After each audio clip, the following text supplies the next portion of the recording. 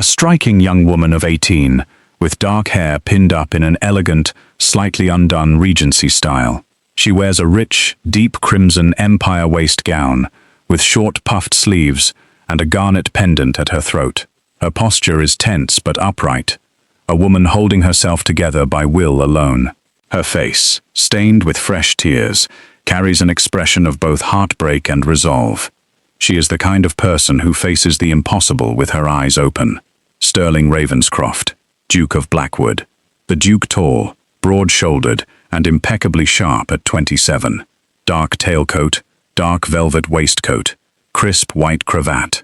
Sharp features, dark hair, intense dark brown eyes, a jaw built for authority.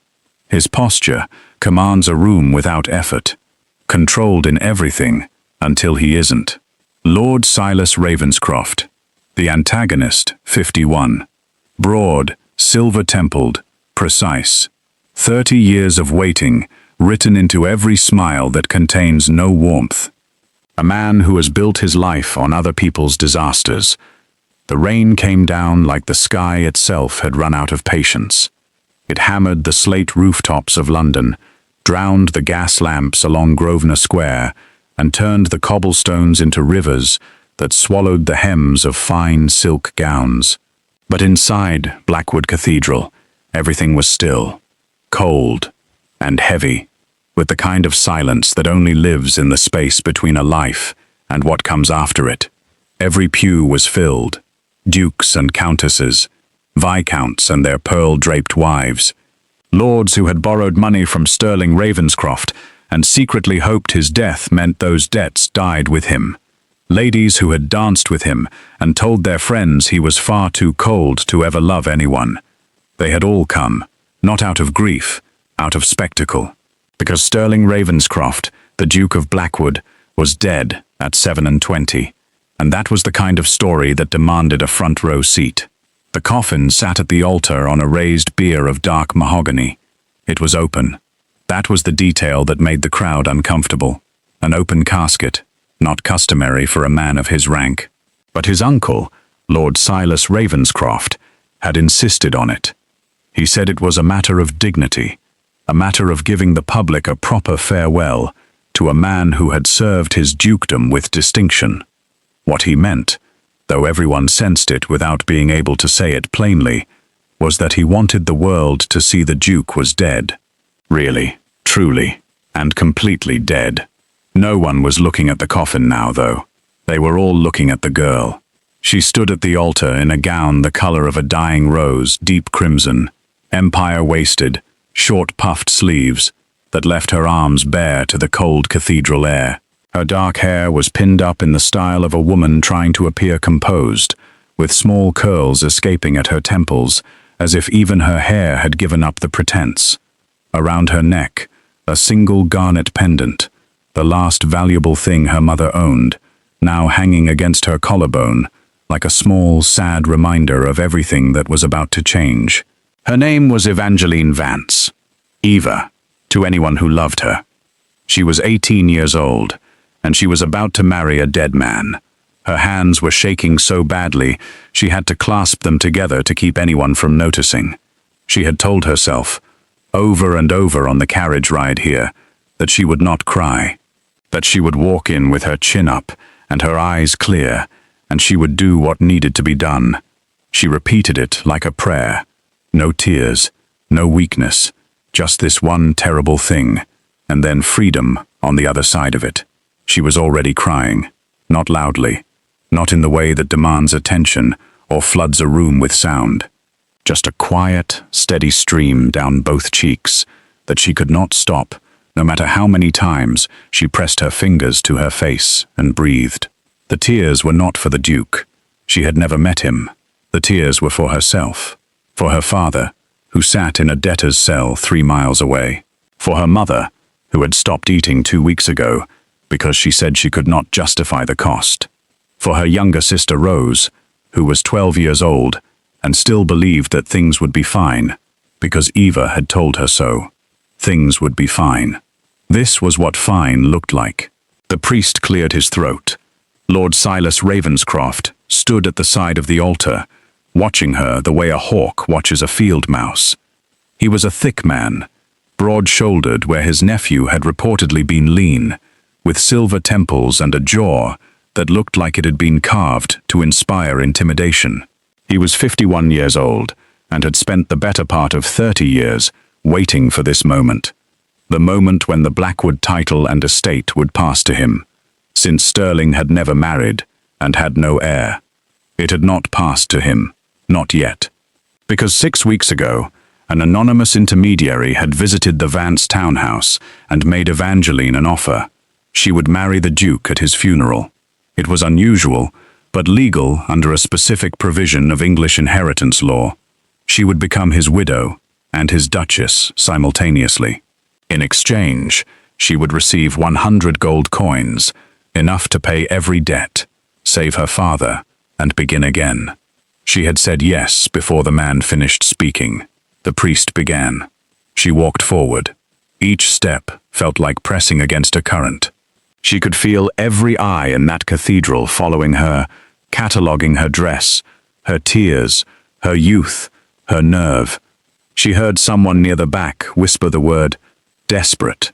Someone else whispered, shameless. She kept walking. When she reached the bier, she made herself look. Sterling Ravenscroft lay in a suit of black tailcoat and dark velvet waistcoat, a white cravat knotted with impossible precision at his throat. His hands were folded across his abdomen. His face was still and sharp-featured, the jawline strong, the lashes dark against pale skin. He looked, and this was the part that unsteadied her most, like someone sleeping, not dead, just deeply, unreachably asleep. Eva swallowed. She reached into the small velvet pouch she carried and withdrew the ring. Plain gold, simple band. She had purchased it herself from a pawnbroker on Tuesday. The priest spoke the words. She slid the ring onto his finger. It was cold, so cold. The vows were read. The register was signed, and then the priest said the words, "I now pronounce you husband and wife." Somewhere in the third row, a woman let out a sharp, scandalized breath. Lord Silas said nothing, but his jaw tightened until the muscle in his cheek jumped. Eva stood at the altar, with the weight of 100 gold coins pressing against her ribs through the hidden pocket sewn into her gown, and she was officially the Duchess of Blackwood. Widow and wife in the same heartbeat. She turned to face the congregation. She did not know what expression she was wearing. She only knew that every face looking back at her was the color of a stone wall, closed, cold, and entirely convinced they had just witnessed the most audacious act of desperation London had ever produced. They were right. She had done it. Now she had to survive what came next. Subscribe to see how this unfolds. Comment below and tell me where you are watching from. I will love to say hello to you, just to know how far our story is going. The coins were real. Eva sat on the edge of the narrow bed in what had been the Vance family's best guest room, the room they had stopped using when they could no longer afford to heat it, and she counted them for the third time. 100 gold coins, stacked in columns of 10 on the bedspread beside her. They caught the single candle's light and threw small, warm circles onto the ceiling, and she stared at those circles for a long time after she finished counting. Real. All of it is real. She had paid the debts the morning after the funeral. The moneylender, a man named Pritchard with yellow teeth and the disposition of a debt-collecting crow, had not believed her when she walked into his office. He had looked at the coins, then at her, then at the coins again. She had placed them on his desk one at a time and said nothing until he handed her the receipts. Her father was home by afternoon. Thomas Vance was 54 and looked 70. 3 months in debtor's prison had carved something out of him that Eva was not sure would grow back. He sat at the dinner table that evening and held his fork and looked around the room as if he was checking that it was still there, that the walls were real, that this was actually his home and not a dream his mind had constructed to cope. Eva's mother, Margaret, held his hand across the table and did not let go for the entire meal. Rose sat beside Eva and kept glancing at her with wide, searching eyes. "Will we be all right now?" Rose whispered. Eva pressed her knee gently against her sister's under the table. "We'll be all right." She had said it so many times in the past 3 months that the words had worn smooth, like a stone passed between hands. But this time, when she said it, she almost believed it herself. She moved into Blackwood Manor 3 days later. This was required under the terms of the arrangement. As the Duchess, she was expected to take residence. The estate would provide for her maintenance, and in return, her presence protected the inheritance from being challenged. She understood the mechanics of it. A widow in residence was harder to dispute than an absent one. Lord Silas could contest many things, but he could not contest a duchess who was living, breathing, and signing the household accounts. Blackwood Manor sat 11 miles outside London, on a rise of ground that overlooked the Thames at a broad, silver bend. It was enormous. Eva had known it would be enormous. Everyone knew it would be enormous, but knowing and seeing were separate experiences, and standing before those iron gates in the grey early morning, watching the manor materialize through the mist at the end of a half-mile drive, she felt her courage do something very close to folding. It was beautiful in the way that old, serious things are beautiful. 12 chimneys, 4 stories of Portland stone, a front face of 7 tall windows on each floor, each one dark. Ivy grew up on the east wing, in a way that looked intentional but also slightly threatening. The grounds around it were immaculate, but unwelcoming, all clipped hedges and gravel paths, and not a flower in sight. The staff received her without warmth and without hostility. A steward named Mr. Farrow, thin and precise, showed her through the principal rooms with the efficiency of a man who had been doing this for 20 years and considered it beneath his dignity to show curiosity. The housekeeper, Mrs. Doyle, was round-faced and careful in the way of someone who had learned to give nothing away. There were 9 other servants, including 2 footmen who moved like shadows, and a cook who communicated exclusively through the quality of the food she produced. Eva was shown to the Duchess's chambers on the 3rd floor. The room was large enough to contain the entire upper floor of the Vance townhouse. The ceiling was high. The bed had 4 posts and a canopy in deep burgundy silk. There was a writing desk by the south window, a chaise longue, a wardrobe that ran the length of one wall, and a fireplace large enough to stand inside. The fireplace was unlit. Eva stood in the center of the room, with her single trunk sitting on the floor behind her, and looked at the cold grate and the extravagant, empty room, and she thought, "This is mine now."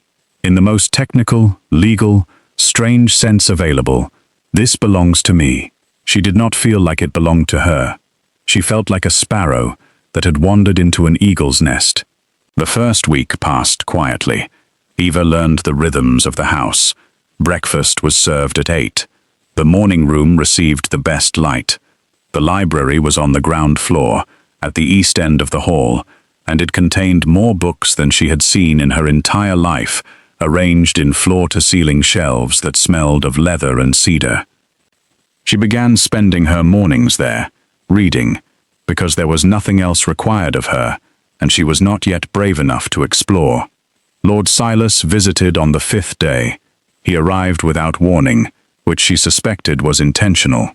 He walked through the front door as if he still considered it his, which she suspected was also intentional. Mr. Farrow showed him to the morning room, where Eva was going through the household account books, another requirement, and one she had thrown herself into because numbers, unlike people, were straightforward. Silas stood in the doorway and looked at her the way he had looked at her at the cathedral, assessing, calculating. "Miss Vance," he said. "Your lordship," she said, and did not stand. The account book stayed open on her lap. She had read enough about social maneuvering to know that standing would concede something she could not afford to concede. He smiled. It was the kind of smile that contained no warmth. "I hope the manor is treating you comfortably." "Very. It's a great responsibility, managing an estate of this size, particularly for someone so He paused, surveying her with obvious deliberateness. Young. I am finding it manageable. Thank you. She turned a page of the account book. He crossed the room and sat in the chair across from her without being invited to do so. She had expected that. You must know, he said, that there are those in my family who have concerns about the circumstances of my nephew's marriage. I imagine there are. The arrangement was unconventional. So is dying at 27. His eyes narrowed, just slightly. Indeed, I intend to look into certain matters regarding the legal standing of the ceremony, as a matter of family responsibility. Eva looked up from the account book and met his gaze. She had rehearsed this. She had stood before the mirror in her bedroom and said these words to her own reflection until they came out level and clear. You are welcome to consult whatever solicitors you wish, Lord Silas.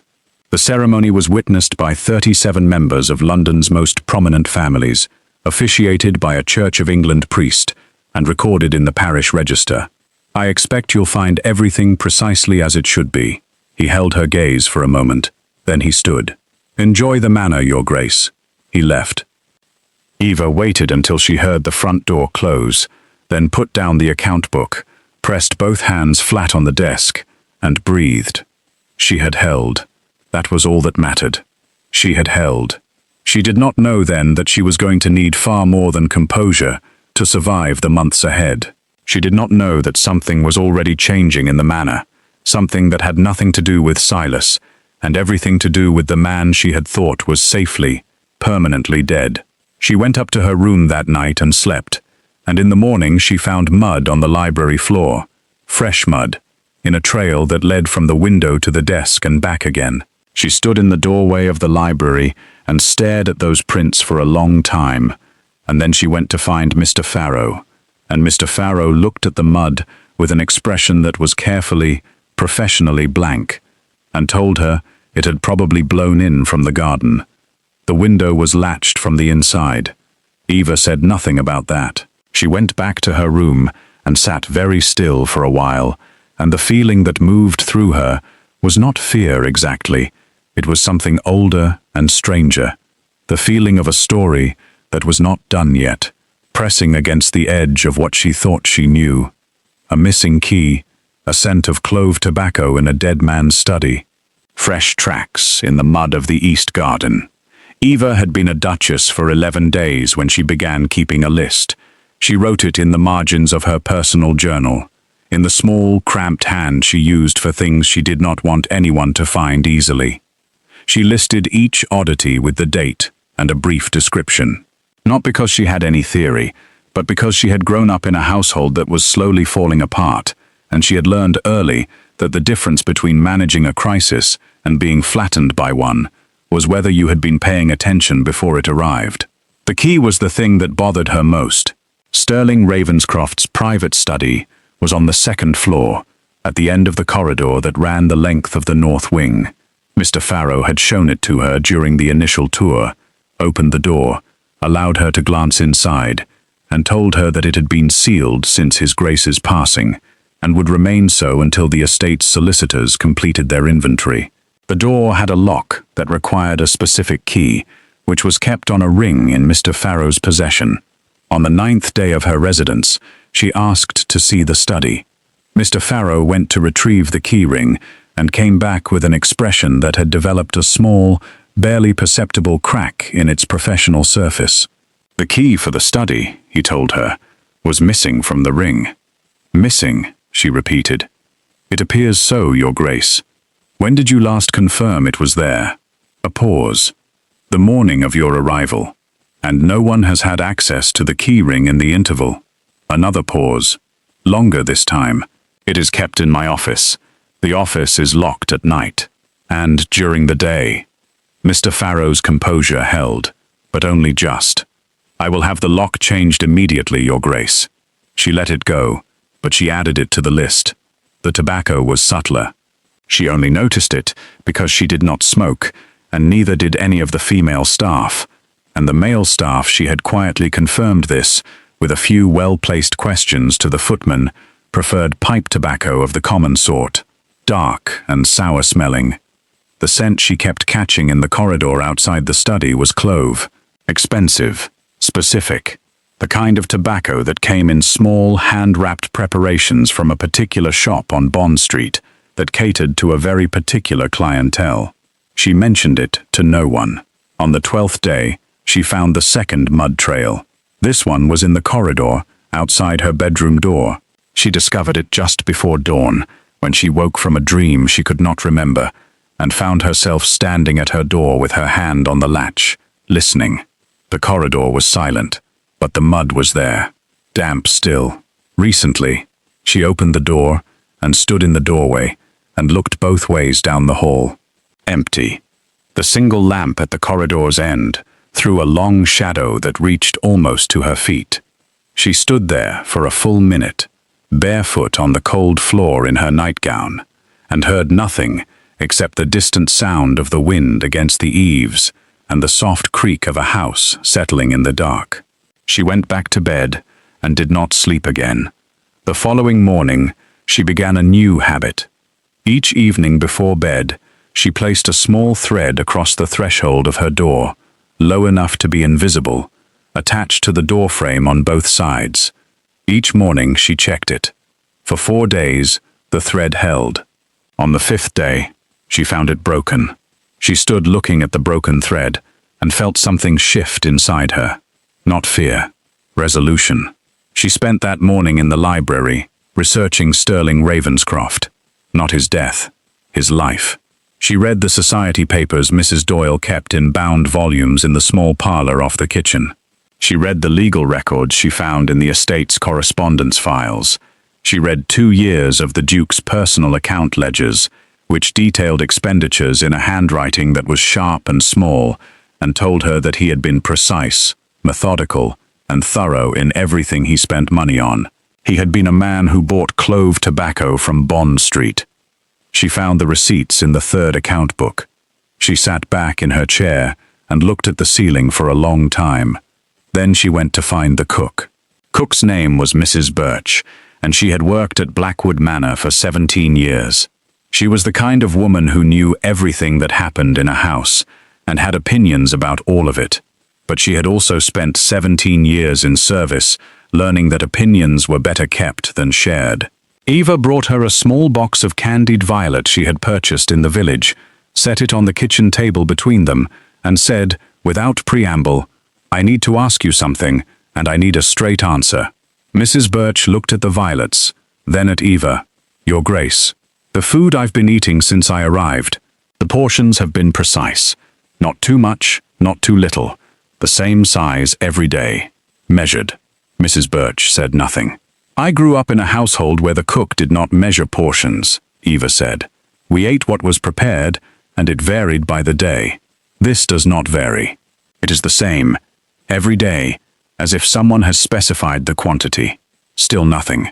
"How many people am I feeding?" Eva asked. The cook's eyes moved to the box of violets, back to Eva. The silence in the kitchen stretched out for 4 long seconds. "I wouldn't know anything about that, Your Grace," Mrs. Birch said finally. But her hands, Eva noticed, had closed around the edge of the kitchen table, and her jaw had done something specific, something that in a less controlled woman would have been the beginning of a response she was choosing not to give. Eva stood. "Thank you, Mrs. Birch." She walked back through the long corridor to the main hall and up the stairs to the 2nd floor. She stood in the corridor outside the study with its locked door, and she felt it very clearly now, the sense of something present in this house, something alive and watching and deliberately hidden. She was not afraid. She was, in a way she did not entirely understand and could not yet name, furious. She had married a dead man. She had held herself together through a cathedral full of strangers staring at her. She had faced Lord Silas and his cold smile and his barely veiled threats. She had done all of this in 11 days, in a house she did not know, among people who did not trust her. For a family she loved so much, it had driven her to this exact moment. If there was something in this house that was alive when it should have been dead, she was going to find out what it was. She knocked on the study door. Nothing. She knocked again, 3 times, firmly. The silence on the other side was the silence of someone holding very, very still. Eva pressed her lips together. She leaned close to the door and said quietly and precisely, "I know you're in there. I am going to come back tonight with a candle.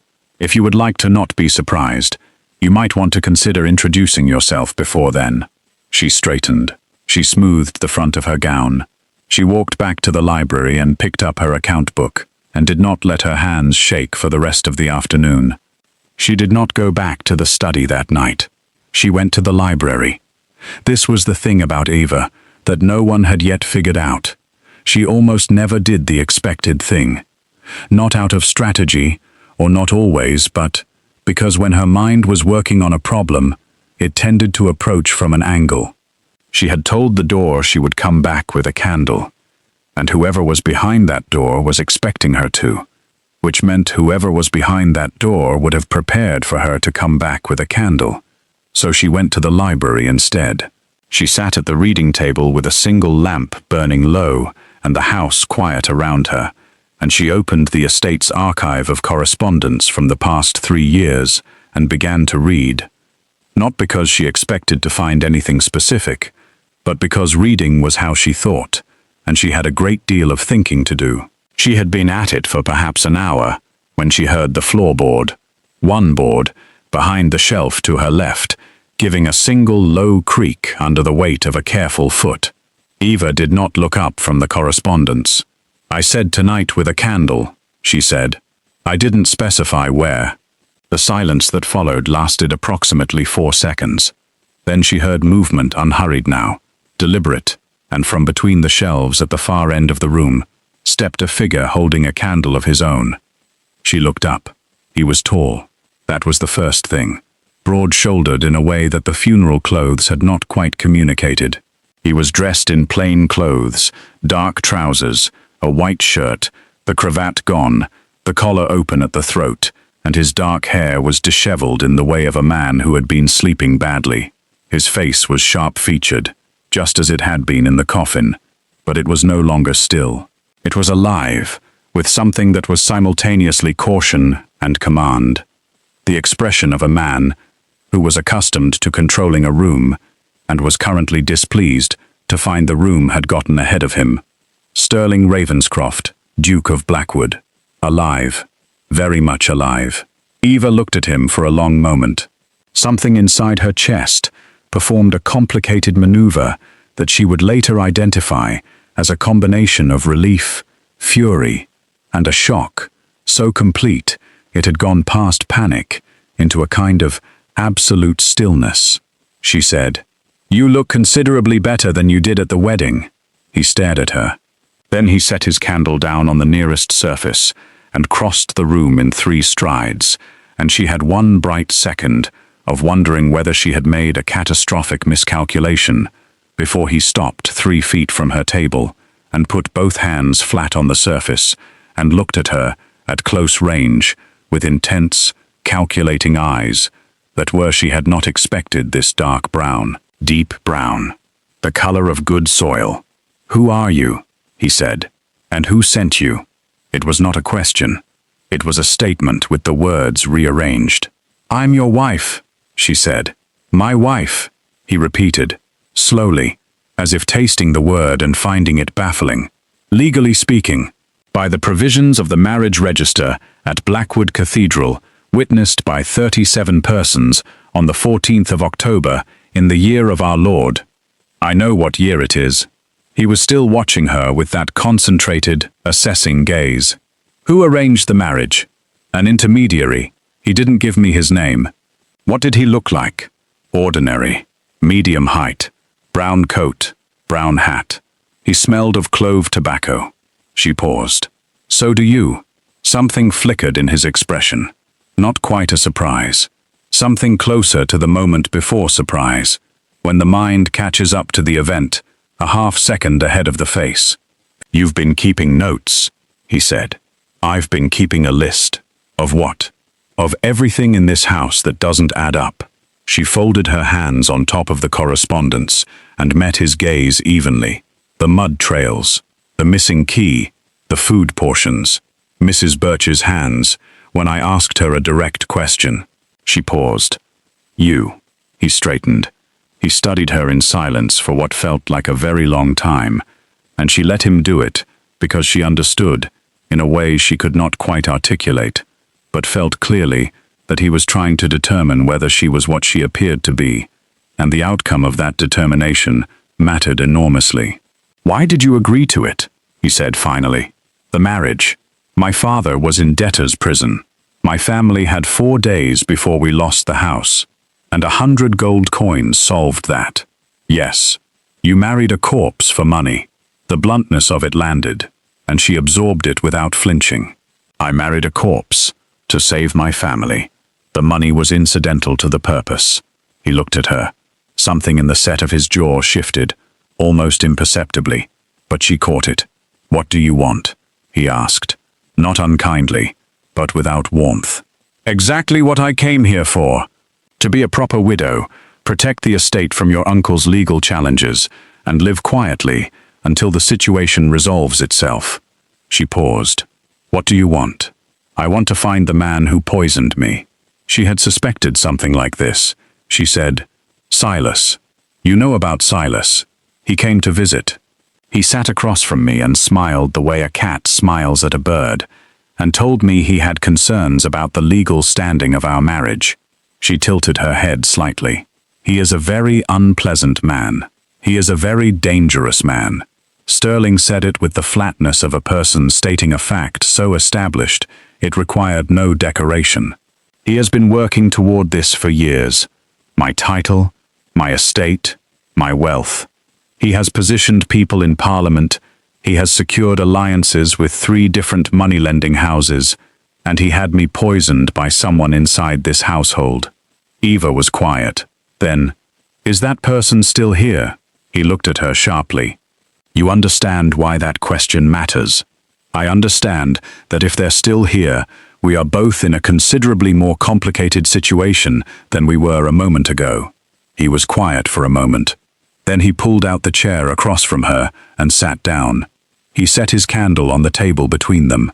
In the doubled light, she could see the lines of exhaustion beneath his sharp features. He had not been sleeping. He had been watching, planning, alone in this enormous house, with a secret that required absolute silence to survive. Tell me about yourself, he said. All of it. It was abrupt, but she understood the logic. He needed to assess her, and the fastest path to assessment was information. She told him everything, not in the way of someone confessing under pressure, but in the way of someone who had learned that clarity is a form of strength. The debts, her father's business losses, the intermediary, her decision. She left nothing out. He listened without interrupting. When she finished, he said, The intermediary was my factor, my estate manager. I asked him to find someone in genuine desperation, not a spy, not a plant, but someone with a real reason to need the money, and a real reason to hold the arrangement together. He paused. You were not chosen at random. Eva absorbed this. You chose me. I chose a set of circumstances. You happened to be standing inside them. She let that sit between them for a moment. Then she said, So we are legally married. You are hiding in your own house. Your uncle wants you dead, and me discredited. And there is possibly a poisoner still, somewhere on the staff. Yes. And what? She said carefully. Do you intend to do about all of that? The look he gave her then was still cautious, still assessing, but there was something in it she had not seen in the first minutes, something that recognized she was not what he had feared she might be. I don't know yet, he said honestly, but I suspect it would be more effective with 2. They sat in the library until past midnight, 2 candles burning low between them, and they talked.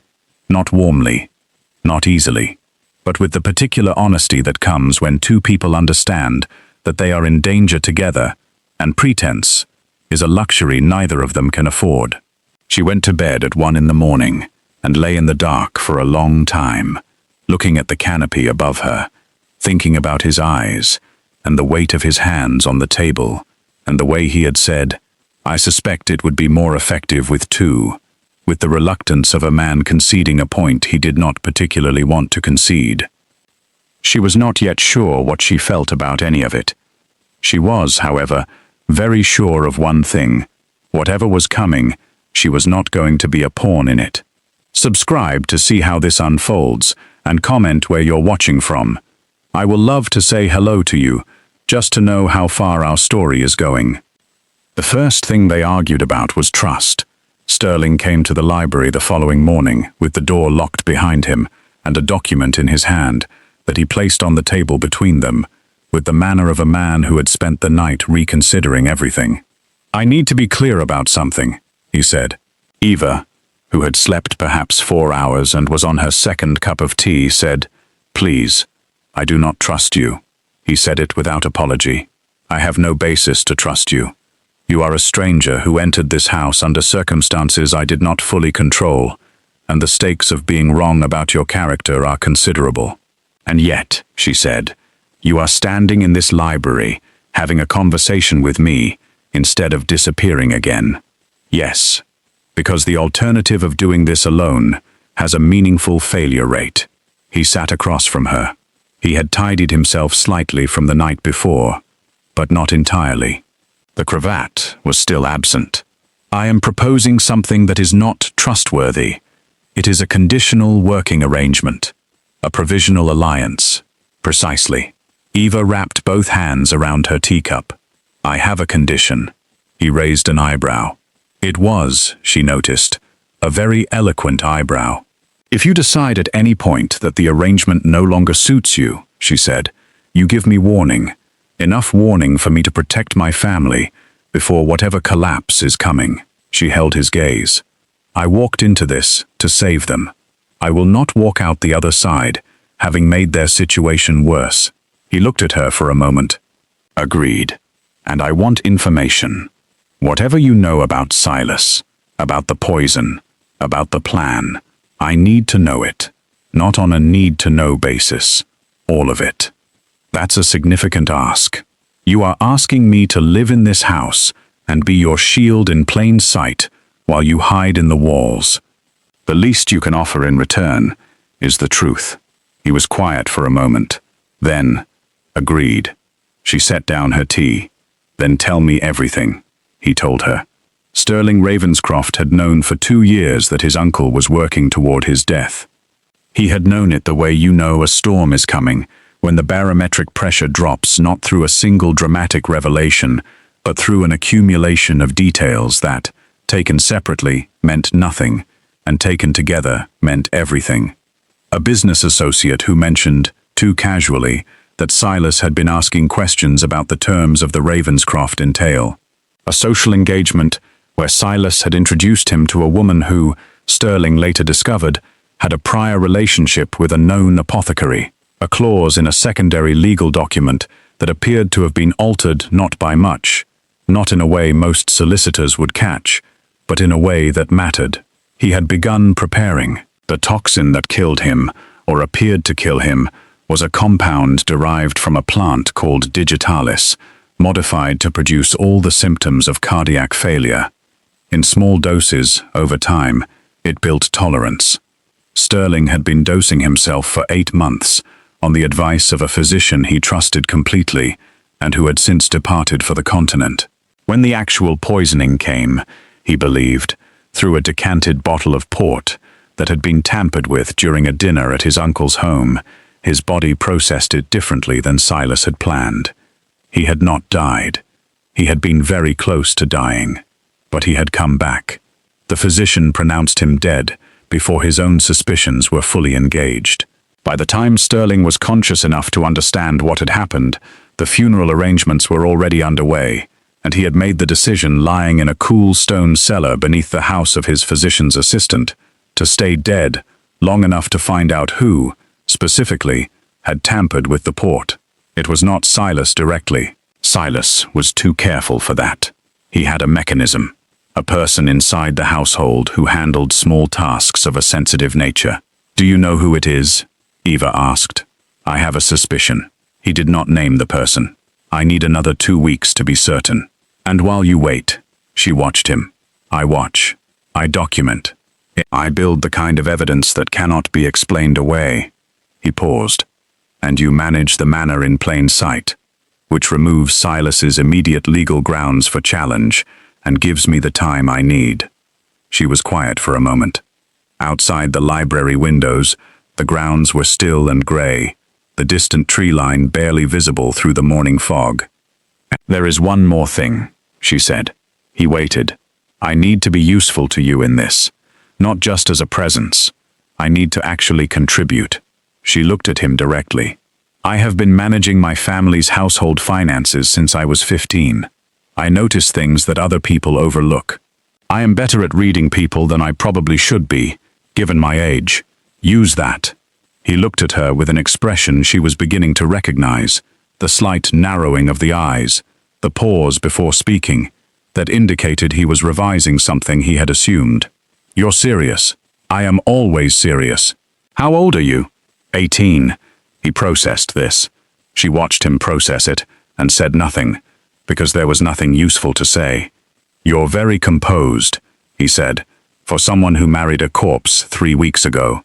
I've had a great deal of practice at being composed when I would rather not be." He looked at her for a moment that was slightly longer than the practical requirements of the conversation demanded.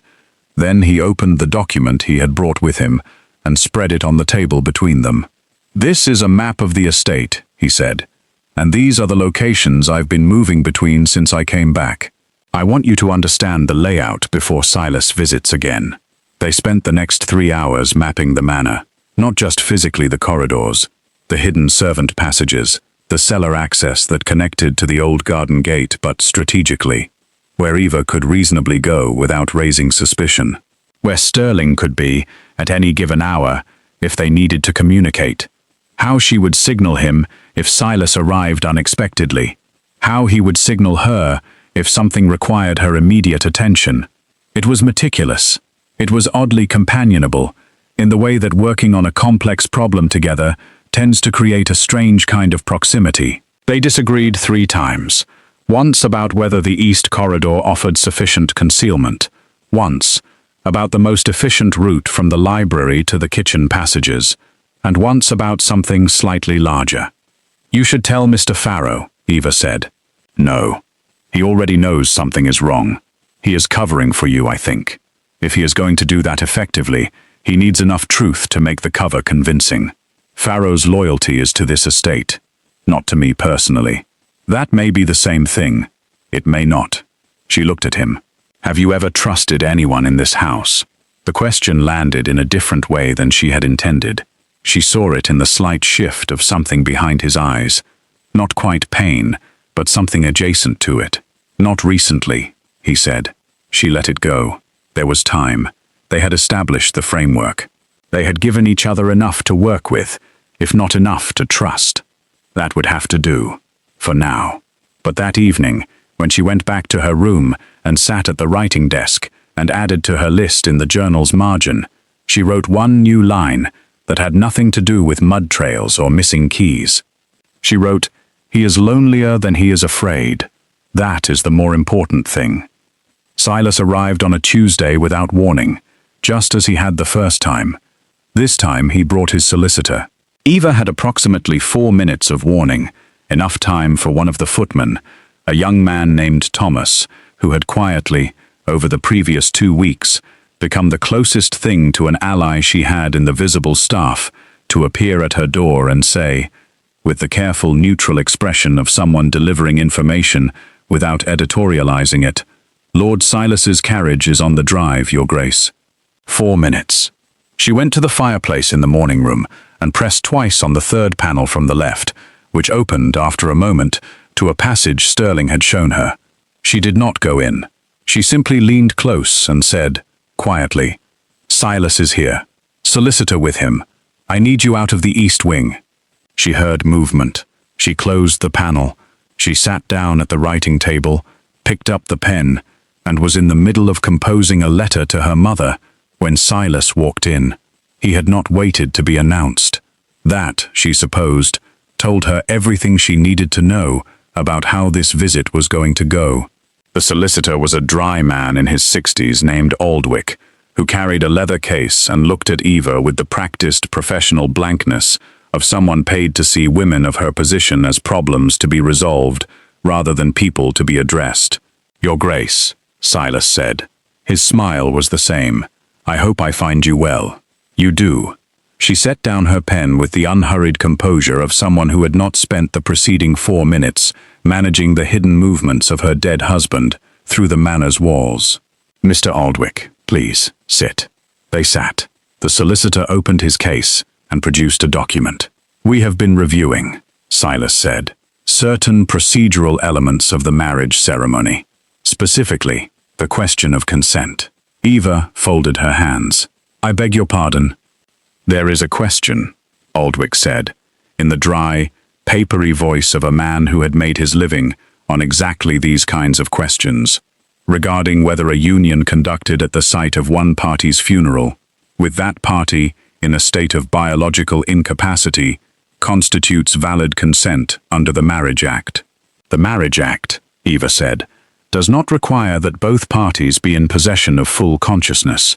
It requires that both parties be legally alive at the time of the ceremony, that the officiant be licensed, and that the union be witnessed and recorded.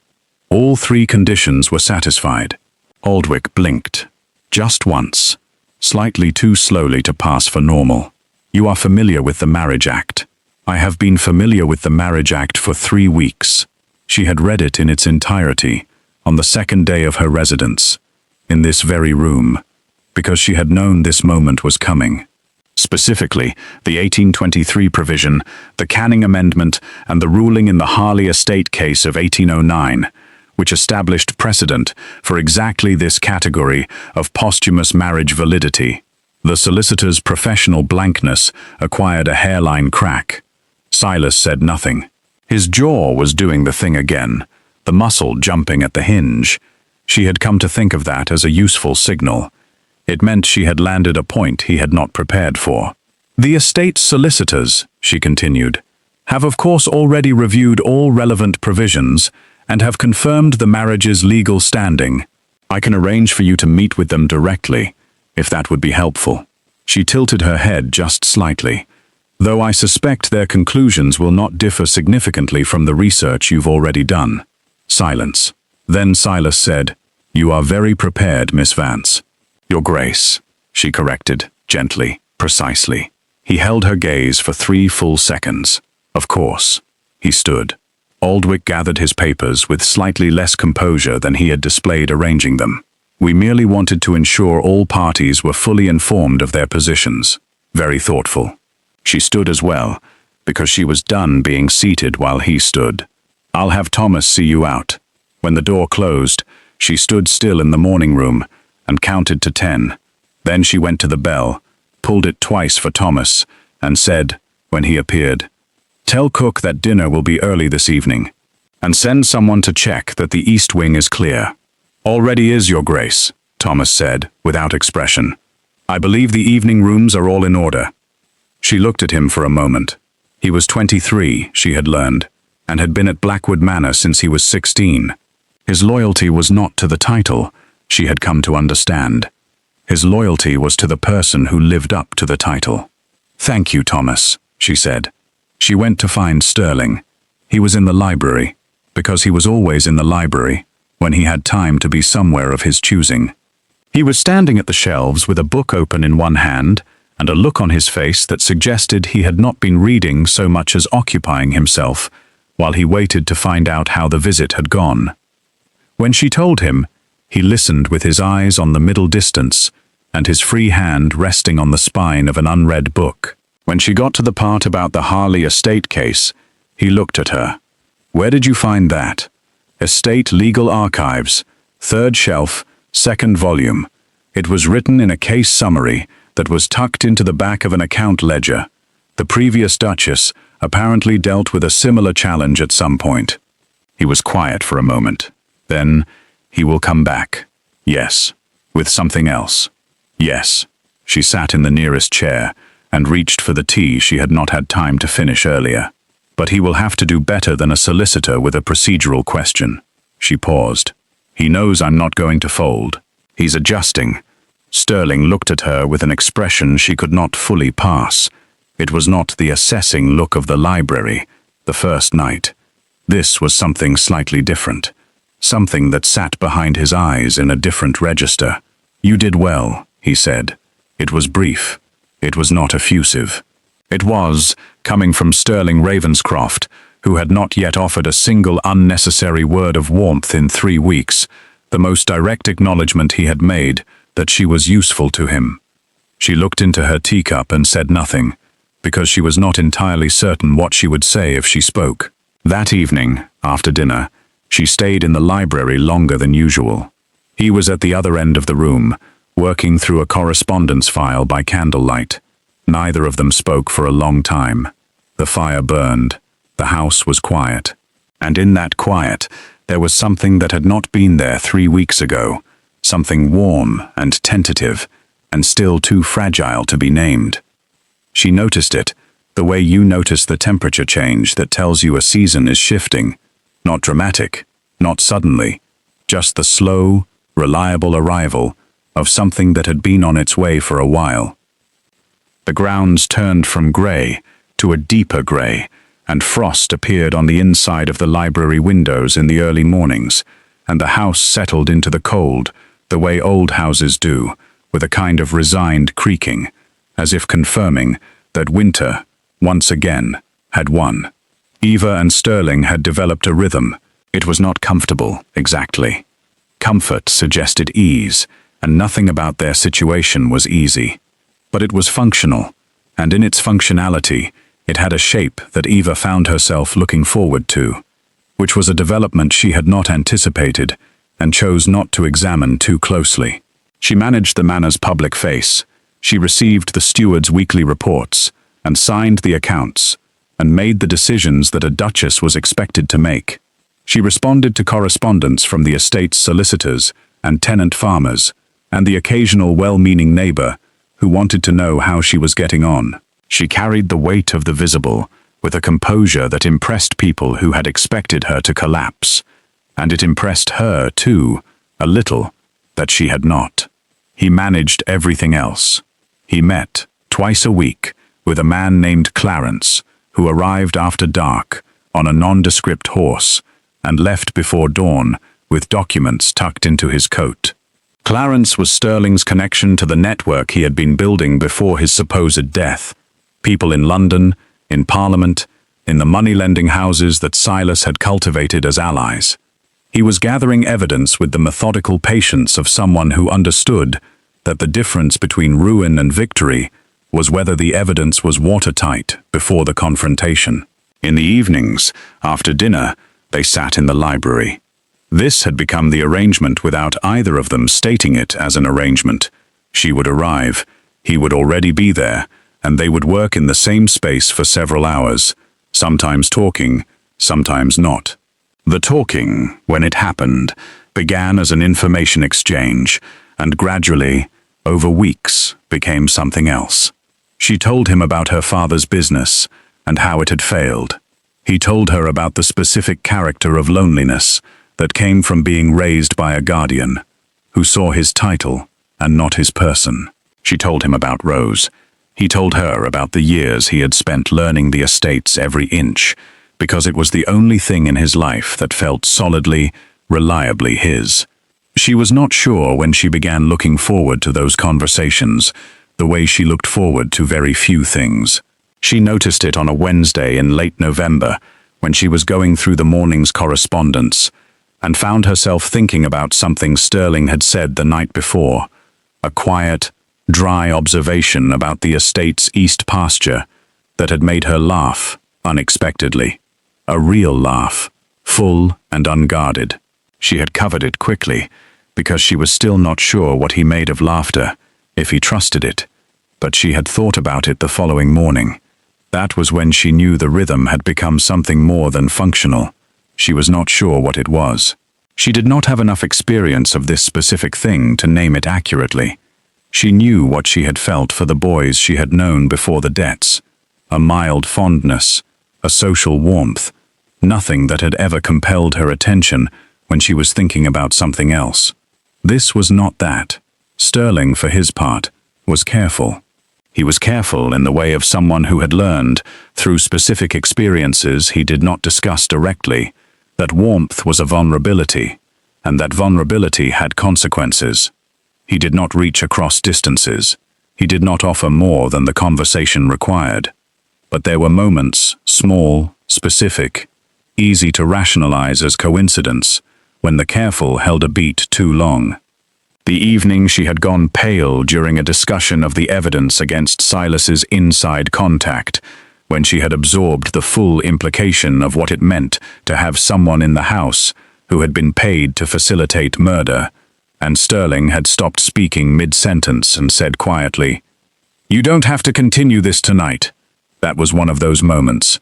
She had looked at him. He had looked back. The fire popped between them. "I'm fine," she said. "You're pale."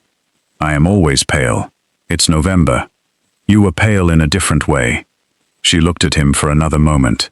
Then she said, "Do you ever?" and stopped. "What? Do you ever think about what this will look like when it's over?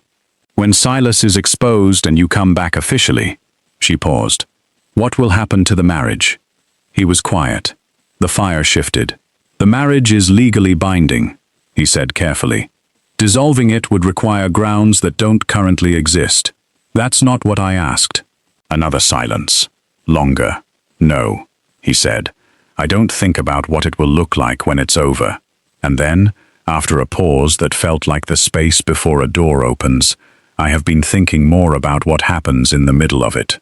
She did not ask him to explain that. She thought she understood. And she thought if either of them examined it too directly right now, in this cold, firelit library, with Silas still a threat, and the situation still unresolved, something fragile and beginning would break. So she picked up her correspondence and said, "Clarence is coming Thursday. Tell him we need the full account of the apothecary's records." "Already requested," Sterling said. His voice was steady. Neither of them mentioned the middle of it again that night. But when she left the library at midnight and walked up the dark corridor to her room, she was warm in a way that had nothing to do with the fire she had been sitting beside for 3 hours. And she thought, "This is becoming something. Whatever this is, it is becoming something, and I do not know what to do with that, and I suspect neither does he, and perhaps that is all right for now." She lay in the dark and thought of clove tobacco, and the weight of careful hands, and the particular way he said her name when he was choosing his words precisely, Eva, like a thing he was handling with deliberate attention. She slept, eventually.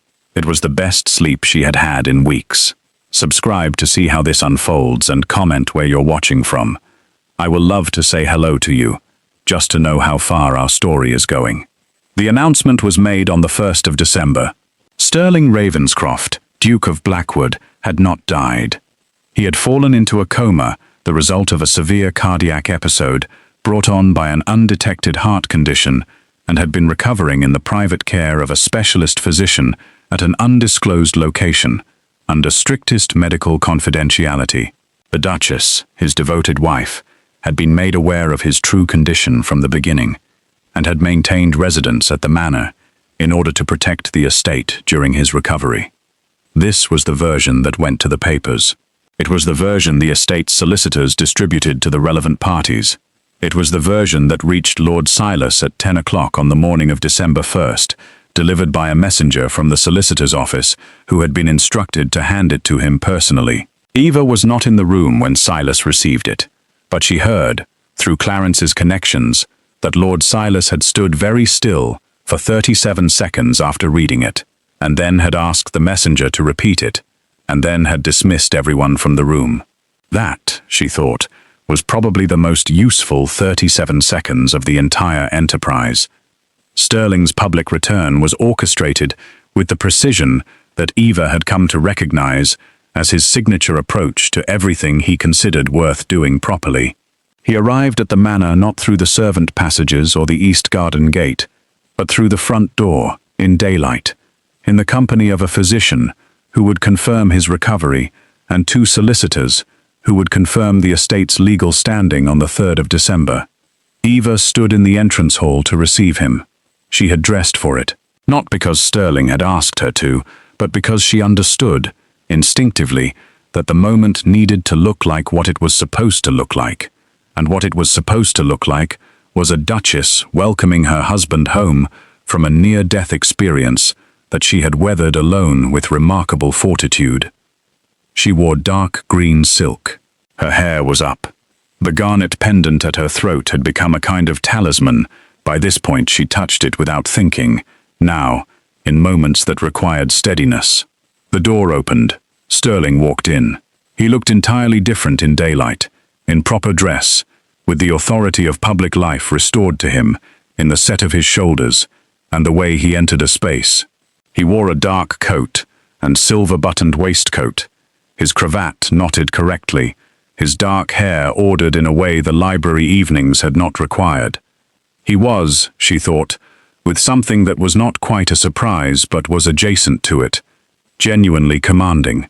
The kind of person a room reorganized itself around. He crossed the hall to her.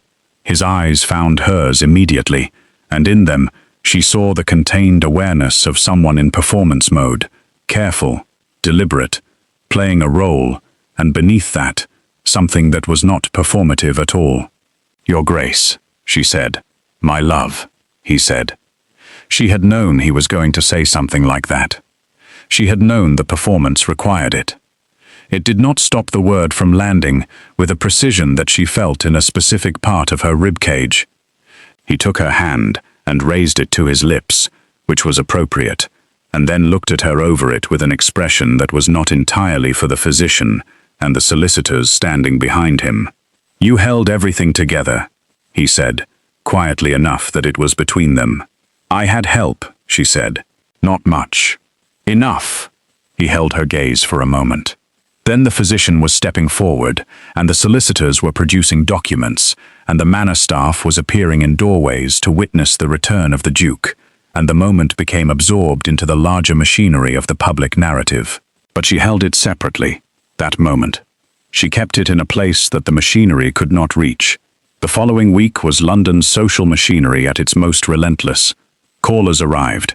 Letters of congratulation accumulated on the writing table.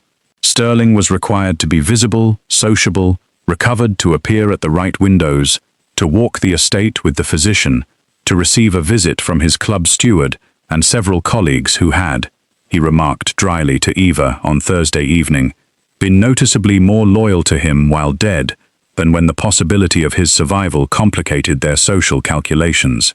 They had to be a devoted couple. In public, this was specific and constant. He offered his arm. She took it. He referred to her in conversation with the quiet warmth of a man who had spent his convalescence remembering what mattered. She spoke of him with the composed affection of a woman who had held a household together through a crisis because she loved the man it belonged to. It was a performance. She knew it was a performance. But by the second day, she noticed something. The warmth she was performing felt very similar to the warmth she actually had.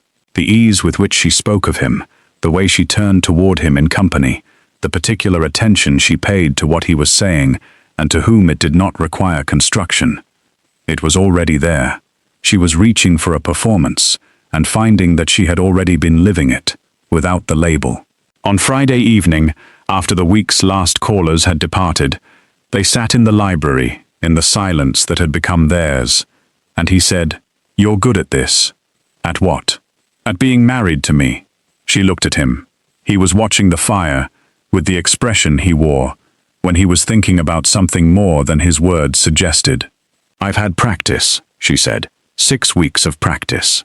Some people manage on less. He glanced at her.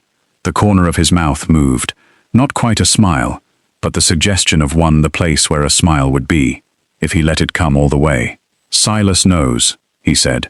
"He knows the narrative doesn't hold water. He will be looking for the crack. Then we don't give him one." She reached for her correspondence. "The masquerade is in 2 weeks. The invitations have gone out." "I know. I sent them. A public event of that scale, with London society present, will be the hardest performance yet."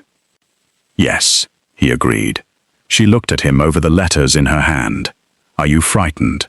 He considered this, not defensively, With the same honest precision, he gave everything that deserved an honest answer. Of Silas, no. Of what I stand to lose if I fail, yes. She nodded slowly. She understood that. She felt that.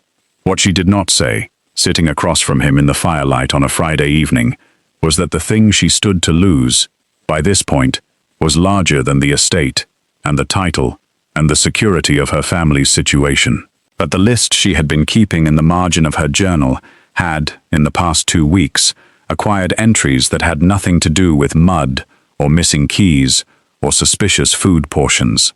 She did not say that. She put down her letters and said, "Then we won't fail." And he looked at her with the particular quality of gaze that she had learned, by now, to read the one that meant he had decided something, and was keeping it to himself until he was ready, and said, "No, we won't."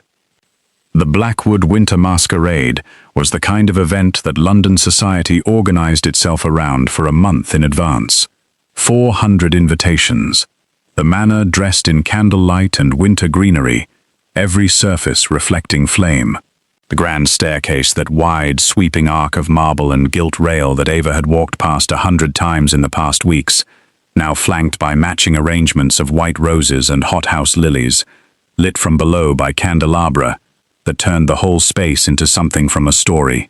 The guests arrived in masks and magnificence, in silks of midnight blue, and champagne and deep wine red, and the noise of 400 people doing what society people do best, performing for each other, filled every room to the ceiling. Eva wore ivory with gold thread at the hem and collar, a simple demi-mask of gilded ivory that left her mouth and jaw visible. Sterling wore black, as always, with a mask that covered only his upper face and did nothing to obscure the effect of him in a crowd which was, she had come to accept, considerable. People oriented toward him the way compass needles oriented toward the north, not out of affection in most cases, but out of the recognition of something they could not quite resist. They received guests at the top of the staircase together, her hand on his arm. His hand covered hers briefly, when a particularly effusive countess held her greeting too long. The small, constant choreography of a couple who knew each other's rhythms. She was good at this, as he had said. She had always been good at reading the room. But tonight, the room was louder and larger and more layered than any she had managed before. And beneath the professional surface, she was holding a great deal. It was the weight of the past 6 weeks.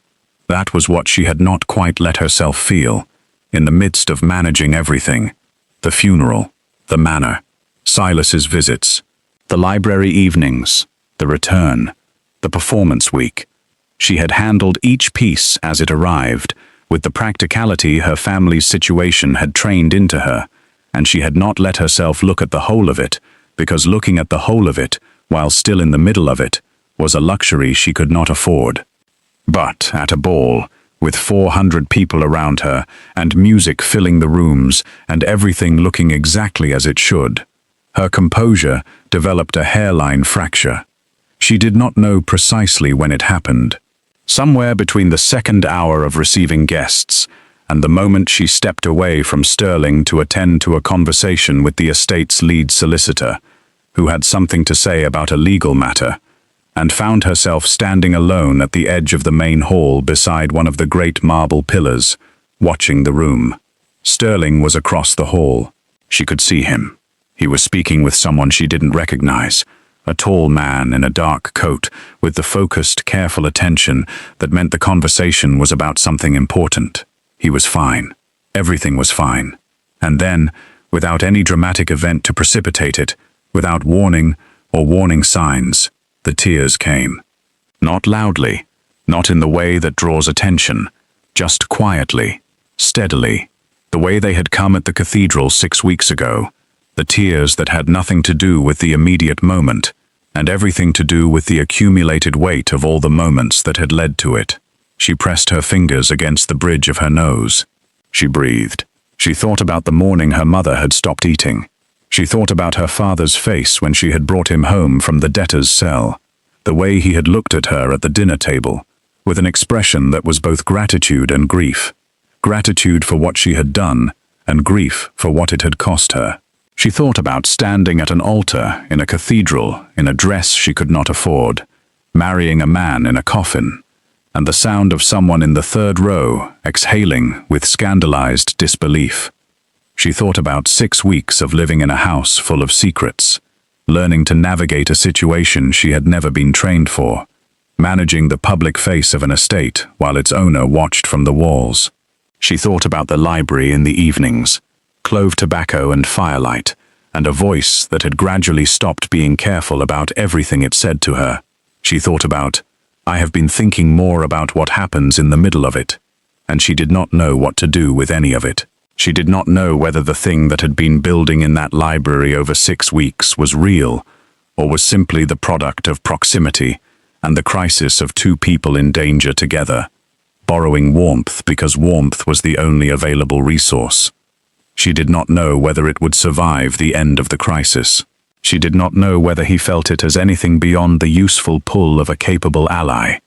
She did not know whether she could hold what she was feeling without it reshaping her entire understanding of why she had agreed to any of this.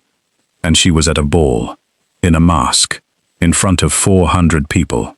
She pressed her fingertips more firmly against her nose. Ava, his voice, close. She had not heard him cross the room. She lowered her hand. She turned. He was 2 feet away, his mask pushed up slightly, his eyes on her face, with an attention that was undivided, and nothing like the performance they had been giving the room. She said, I'm fine. You're not. He said it without challenge, just as a statement of fact. I will be in a moment. He looked at her for a beat. Then he moved to stand beside her, his back to the pillar, and his body between her and the nearest cluster of guests, blocking her from the room in the most natural-looking way possible he had, she thought. Thought about this before doing it. What is it? He said. She looked at the room, at the candlelight and the silk, and the carefully maintained performance of 400 people. She said, quietly, I've been holding a great deal. I know. I don't usually cry in public. I know that too. A pause. You're allowed to. She glanced at him. He was watching the room, but his attention was on her, and she could feel it. She said, What happens if Silas succeeds? What happens to my family if all of this? He won't succeed. You can't promise that. No. A pause. But I can tell you that the work we've done, the evidence, the network, and the past 6 weeks is sufficient. It's more than sufficient. I would not have called the masquerade if I wasn't certain. She breathed in, out. I'm not frightened of him, she said. I think I've stopped being frightened of him. Then what is it? She looked at him. He looked at her. The noise of the ball moved around them, like water around stones, and in the small quiet between them she thought, I am frightened of this, of what 6 weeks in that library have made me feel, of what it would mean to want something for myself, when I came into this, wanting nothing for myself, of the possibility that whatever this is, it won't survive the light of what we actually are, a desperate girl and a dead duke, thrown together by circumstance and his uncle's ambitions. She didn't say any of that. She said, I think I'm just tired. He held her gaze for a moment. Then, very quietly, he said, Eva. When this is over, Sterling, a voice, behind them. They both turned. Lord Silas stood 10 feet away, a glass in his hand, and his mask held at his side, watching them with an expression that Eva recognized immediately, and that turned the warmth in her chest into something cold and alert. He had found something. She could see it in the way he held himself to the particular posture of a man who had just acquired a card he didn't have before, and the smile he gave them, slow and deliberate, confirmed it. Nephew, Silas said, I think we need to speak, privately. He did not speak to them at the ball. He said it with a smile. Tomorrow morning, at the hour of your convenience, I have something to discuss with you both, and moved away, back into the crowd, and left the sentence hanging in the air, like smoke after a fire. Sterling watched his uncle go, and said nothing. His jaw was still. His eyes were tracking. Eva touched his arm. He found the discrepancy. Yes, she had known this was a possibility. They had discussed the one weak point in the narrative, the medical records from the funeral. The physician who had signed the death certificate was a man who had owed Sterling a considerable favor. The signature was genuine. The record was genuine, but the cause of death listed in the preliminary physician's notes did not match the standard presentation of a cardiac event with perfect consistency, because it had been composed quickly, under pressure, by a man who was more accustomed to treating the living than documenting the dead. It was a small discrepancy, a technical one, but in the hands of the right solicitor, it was enough to challenge. "How much does he actually know?" Eva said. "Enough to feel confident. Probably not enough to be certain." Sterling turned away from the direction his uncle had gone. "The problem is that we don't know what specifically he found, which means we don't know the exact shape of what we need to counter. Then we need to find out tonight." He looked at her. "Clarence," she said. "Is he here? Somewhere. His contact is on the guest list. Then find him. Whatever Silas knows, Clarence's people will know too. We need that information before tomorrow morning." She glanced at the crowd. "I'll manage the ball for the next hour. You found Clarence." He held her gaze for a moment. Then, "You know you are extraordinary at this." She felt the word land. She held it very still inside her chest, like something that might startle if she moved too quickly. "Go," she said. He went. She turned back to the ball with her posture straight, and her expression settled, and the garnet pendant warm against her collarbone, and she was, for the next 50 minutes, impeccably, flawlessly, the Duchess. She spoke to the right people. She laughed at the right moments. She deflected 2 separate attempts by curious acquaintances to draw her into conversations about her husband's health with the practiced grace of someone who found the subject touching and slightly private. She did not let herself think about what Sterling had been about to say before Silas interrupted them. When he returned, it was through the library door at the far end of the hall, and she saw him from across the room and read his expression immediately. He had what they needed, and it was worse than they had hoped, but not as bad as they had feared. She excused herself from the conversation she was in and met him at the library door. "The discrepancy," he said quietly, "is in the physician's note about the time of death." Silas found a witness, a junior groundskeeper who was near the coach house that night and saw movement he didn't report at the time. Combined with the medical note, it gives Silas a basis to claim the death certificate was fraudulent, which means the marriage could be challenged on the grounds that you were alive at the time of the ceremony. Yes, and if the marriage is challenged, you lose everything. The title, the estate, all legal protections, and I lose the legal widow who has been protecting the inheritance. He paused. "He is going to offer you a choice tomorrow. I believe he is going to tell you to cooperate with his challenge of the marriage, give him a signed statement, and in exchange, he will allow your family to keep a portion of what you've been paid." Eva absorbed this. "He is going to threaten my family." "Yes." She was quiet for a moment. The music from the ball filtered through the closed door. Someone was laughing, a bright, careless laugh that belonged to a world that did not contain this conversation. "Then we don't wait for tomorrow morning," she said. "Eva, we have the evidence. Clarence has been building it for 6 weeks. Do we have enough to expose Silas tonight? In this room, in front of everyone?" She held his gaze. "Is it enough?" He looked at her. She could see him calculating, not doubting the evidence, but assessing the risk, the timing, the specific conditions of the room. "The original poison records," she said. "The apothecary accounts. The correspondence between Silas and the contact inside the house. All in Clarence's hands, here, tonight. Then yes or no, Sterling?" The pause was brief. He was not a man who took long to decide things when the decision was his to make. "Yes," he said. She nodded. She smoothed the front of her gown. She touched the garnet pendant once. She said, "Tell Clarence to be at the foot of the staircase in 20 minutes. I'll bring Silas to the hall." She went to find Lord Silas. He was in the 3rd reception room, speaking with two men she recognized as associates of the money-lending houses he had cultivated. He saw her coming, and his expression did the thing it did when he was adjusting his approach, recalculating, like a chess player who has seen a move he didn't anticipate. "Your Grace," he said. He smiled. "I was rather expecting to see you tomorrow." "Tonight will be more convenient," she said pleasantly. "If you could join me for a moment, there is something I'd like to show you." She led him through the corridor and into the main hall, where the staircase swept down from the upper landing, and the candlelight turned everything gold, and the guests who had drifted into the hall fell silent in the way of people who sense something is about to happen that is worth watching. Silas followed her because he thought she was afraid and coming to negotiate. She understood this.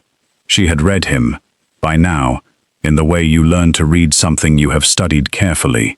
He believed that the most reliable thing about desperate people was their desperation. He had built his entire strategy on the assumption that she would do what desperate people do to reach for the nearest safe exit. He had mistaken the nature of her desperation entirely. Sterling was at the foot of the staircase. Clarence was beside him. Two other men Eva did not know, whom Sterling had told her were a King's Bench judge and a senior parliamentary clerk, stood slightly behind. Silas stopped. His smile did not disappear immediately. It slowed and held, and then dissolved as he registered the specific faces in front of him and understood the geometry of what he had walked into. "Sterling," he said. "Uncle." Sterling's voice was entirely even. "You wanted to speak privately. I thought we'd save time." It unraveled quickly, once it began. That was the thing about evidence that had been carefully built over 6 weeks by a man with the patience and precision of Sterling Ravenscroft. It did not require drama to be effective. It required only to be presented, clearly and without exaggeration, in front of the right witnesses. Clarence had the documents, the apothecary records, detailing the purchase of a specific digitalis compound by an agent connected to Lord Silas's household, dated 8 months prior to the attempted poisoning. The letters, 4 of them, in Silas's handwriting, which a document examiner had authenticated, directing the household contact to maintain access to the Duke's wine cellar and to report his dining schedule. The testimony of the junior groundskeeper himself, who had been quietly located by Clarence's network and had provided a full account, not evidence of Sterling's survival, as Silas had tried to use him, but evidence of the night the poisoned port was delivered, and by whom. And finally, the household contact. His name was Gerald Hines, and he had been a footman at Blackwood Manor for 3 years. Sterling had known it was Hines since the 4th week of his concealment. He had said nothing because he needed Hines to remain in place, undisturbed, while the rest of the evidence was assembled around him. Now Hines stood at the periphery of the hall's gathering crowd, and when Clarence's associate stepped toward him, he did not run. His face went white, and he stood very still, and then he sat down on the bottom step of the staircase, as if his legs had delivered their final service. Silas stood in the center of it all. His composure held for longer than Eva would have predicted. He was, she acknowledged, genuinely formidable in a crisis. He attempted 3 separate counter-arguments in rapid succession: the marriage's legality, the authenticity of the documents, the character of the witnesses each one delivered, with the confidence of a man who had spent 30 years winning arguments he should not have won. Sterling answered each one, quietly, without heat, with the documents. The King's Bench judge said 3 sentences. Silas went silent. Eva stood slightly to Sterling's left throughout this, which was where she had learned to stand in the past 6 weeks, close enough to be part of whatever was happening, far enough to give him room. She watched Silas's face as the architecture of 30 years of planning collapsed in 11 minutes, in a candlelit hall, in front of what was now, she estimated, nearly 200 witnesses. She watched his composure go through its stages: recalculation, then resistance, then the specific, particular stillness of a man who has run out of moves. She did not feel triumph. She had expected to feel triumph. What she felt was something quieter. Relief, yes, but more than that, the clean, specific sensation of a thing resolved, a weight set down. When it was over, when the judge had spoken the relevant words, and the parliamentary clerk had begun the process of formal documentation, Sterling turned to look at her. The crowd was still there, around them, beginning to absorb what they had just witnessed, and to understand the story they would be telling for the next 20 years. But in the moment before the crowd reconstituted itself into the machinery of London society, with all its questions and its judgments, there was a brief, clear space. He looked at her for a long time without speaking. She looked back. She had thought, standing in this hall, that she would not know how to feel about what came after. She had thought the crisis had been the clear part, the thing with defined requirements and a measurable outcome, and that what came after it would be complicated and unclear and full of the specific difficulties of two people who had learned to occupy the same space under emergency conditions and now had to figure out what they were in the absence of the emergency. She had not expected this. She had not expected him to reach into the inside pocket of his coat and produce a ring, not the plain gold band she had slid onto a cold finger in a cathedral 6 weeks ago. This was different. Small diamonds, simple setting, something he had clearly been carrying for at least as long as he had been planning tonight. Her throat closed. He said, "I'd like to ask you something." She said, "I notice you've already produced the ring. I wanted to be efficient. You are always efficient." Eva. He said her name the way he had always said it, carefully, precisely, as if he was handling something he valued. The first marriage was a transaction, a necessary one. I'm not ungrateful for it. A pause. This would be different. This would be... He stopped, and she saw him choosing words with more difficulty than he usually did, because the words mattered more than they usually did. "Real," she said quietly. "Yes." She looked at the ring, at him, at the garnet pendant warm at her throat, her mother's, now hers, the last beautiful thing from the life before all of this that had led, by ways she could never have predicted, to here. She thought about 18 years old, and a debtor's cell, and a plain gold ring on a cold hand in a cathedral. She thought about mud trails and clove tobacco and late nights in a library, and the slow, surprising arrival of something she had not been looking for and had no idea what to do with, once she found it. She thought, "I came into this wanting nothing for myself." She thought, "I was wrong." "Ask then," she said. He looked at her.